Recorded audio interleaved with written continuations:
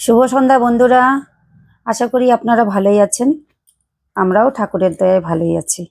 কালকে আমি চলে এসেছি, সাদ্দাবাড়ি থেকে চলে এসেছি বাড়ি, বোনের বাড়ি থেকে। আসার পরেও মনের দিক থেকে ভালো নেই। শরীর ভালো আছে, কিন্তু মনের দিক থেকে ভালো নেই। আপনারা হয়তো সবাই দেখেছেন, আমি ভিডিও আপলোড করেছি।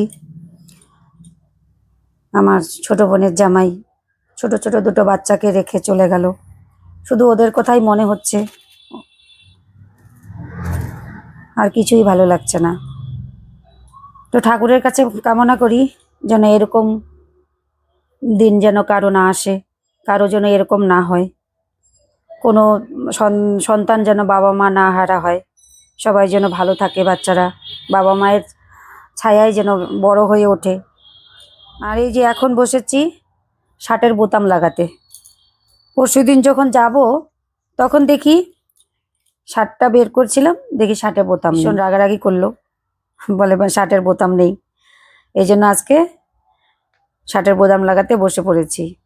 আর এই কাজগুলো না আমার আবার দিনক্ষণ সময় দেখে করতে হয়, কেননা ওই যে আমার নারুসোনা আছে, নারুসোনা আবার এই কাজগুলো করতে দেবে না। এতক্ষণে কত কিছু উলট পালট করে দিত, ওর সামনে তো এই কাজগুলো করা যায় না।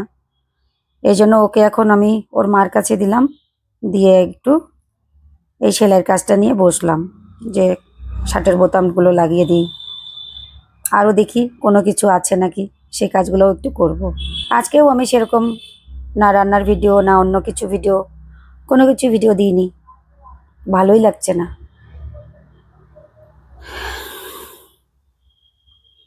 তো আপনারা কেমন আছেন কমেন্টে জানাবেন, আর ভালো থাকবেন।